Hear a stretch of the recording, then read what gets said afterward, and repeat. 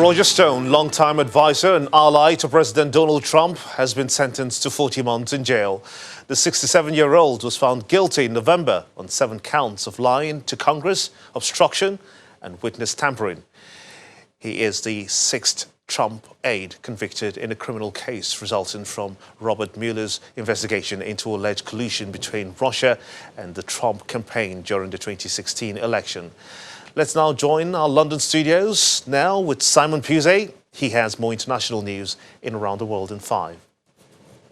Good evening and welcome to the Channel's studio in London for your 5-minute news update from around the world. Lesotho's Prime Minister Thomas Tabane is to be charged with the murder of his estranged wife, Lipolea Tabane. Mr Tabane announced he would be stepping down in July because of old age without commenting about the case. His current wife, Mesair Tabane, has already been charged with the murder. He would be the first African leader to be charged with a domestic murder in office, in a case that has shocked the tiny mountain kingdom. Lipolea was shot dead 2 days before Mr Tabane became Prime Minister in 2017.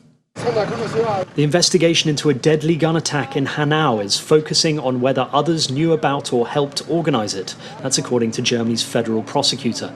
The suspect shot dead 9 people of migrant background at 2 shisha bars on Wednesday evening.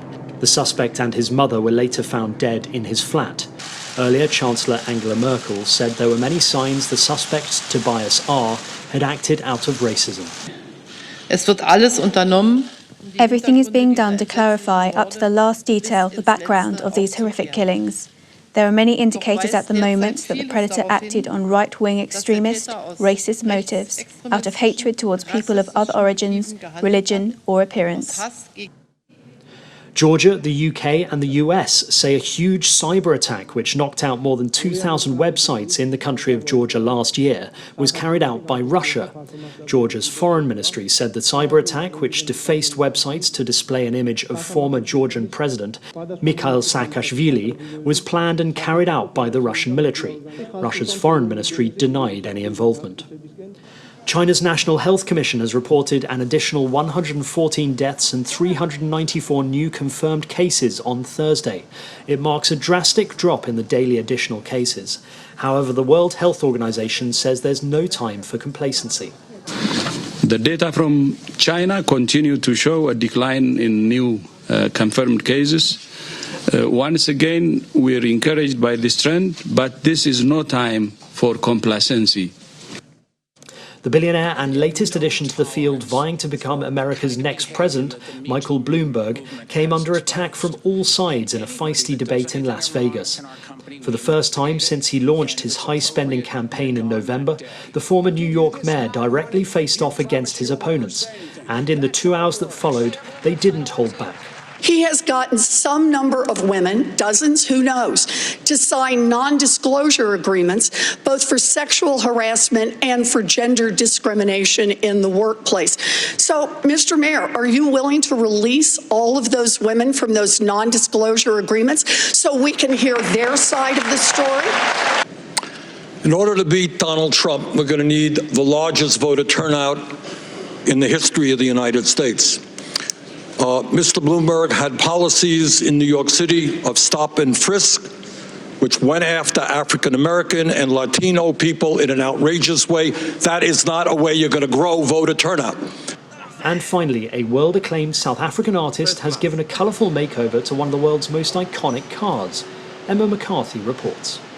One of the world's most iconic cars has been given a colourful makeover. Acclaimed South African artist Dr. Esther Malangu splashed her aesthetic touch on the dashboard of the iconic Rolls-Royce Phantom model. When they see the art, their hearts become happy. Malangu used traditional Ndebele design featuring bold patterns and bright colours. The painting is the thing that my mother and grandmother grew up with.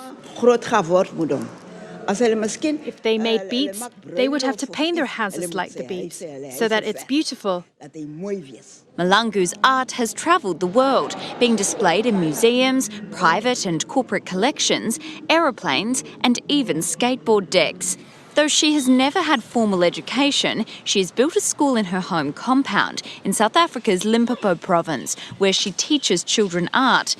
Demand for her work is at an all-time high due to a strong global interest in Pan-African art. What Esther's works do for me is it elicits South Africa memories or feelings, but the good ones. It's the bright colours, optimism, the bold, the colourful, which is the Rainbow Nation. It's our people. It's our country.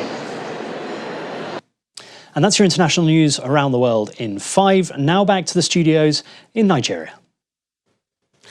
Brilliant, Simon Pusey. Many thanks indeed. Olumide Macaulay has the sports news.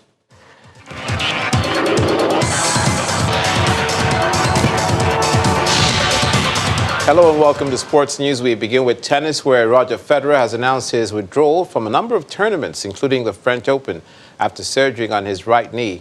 The 38-year-old underwent surgery in Switzerland on Wednesday.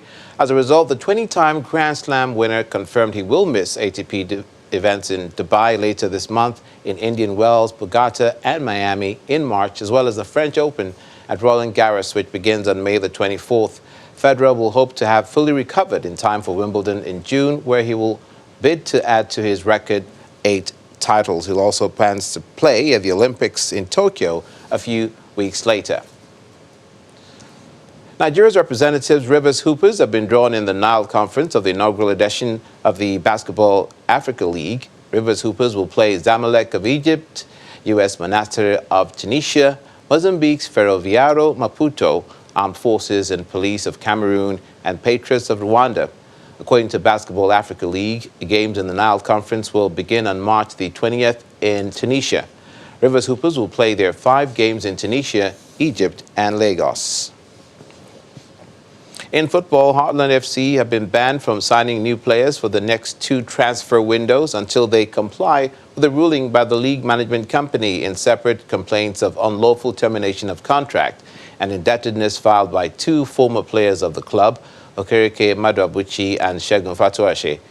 Both had in separate petitions to the LMC in November 2019, bordering on claims of wrongful termination of contract and compensation. Heartland has been ordered to pay Maduabuchi the sum of 8.1 million naira, representing the remaining 2 years on his 3-year contract. And unpaid arrears of 3 months' salary, Fatuashe was awarded 5.4 million naira, representing the remaining 2 years of his 3-year contract, and unpaid arrears of 3 months' salary. The Super Eagles have retained their spot in the latest FIFA World Rankings. In Africa, the Super Eagles maintain 3rd position behind Senegal, who are Africa's #1 team and 20th in the world, and Tunisia, who remain 27th globally and 2nd on the continent. Only the Black Stars of Ghana made a slight movement as Morocco, Egypt, Cameroon, Mali, and Congo retained their positions. Meanwhile, in the world, Belgium are #1, world champions France, #2, #3 is Brazil, England 4th, and Uruguay 5th. The next FIFA World Ranking will be published on April the 9th. PSG President Nasser El-Khelaifi has been charged by the Swiss Attorney General in connection with a 3-year corruption investigation allegedly involving former FIFA Secretary General Jerome Valcke. The alleged offenses against El-Khelaifi are connected with his ownership of PSG or his involvement as a member of the UEFA Executive Committee. Swiss federal prosecutors say they've filed an indictment charging El-Khelaifi with inciting Valcke to commit aggravated criminal mismanagement. Valcke has been charged with 3 offenses: accepting bribes, several counts of aggravated criminal mismanagement, and falsification of documents. Both El-Khelaifi and Valcke have denied any wrongdoing. That's it on Sports News. Back to Gimba for the conclusion of the news at 10.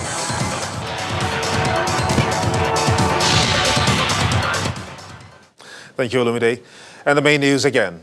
The All Progressives Congress today filed an application at the Supreme Court seeking a review of the court's judgment, which sacked his governorship candidate in Bayelsa State less than 24 hours before his inauguration. And a U.S. court today sentenced U.S. President Donald Trump's longtime advisor and ally, Roger Stone, to 40 months in prison over obstruction and witness tampering. And that's how it's been on the news at 10 tonight. I want to thank you so much indeed for watching. behalf of all of us here, have a splendid night rest and Gimbo. Good night.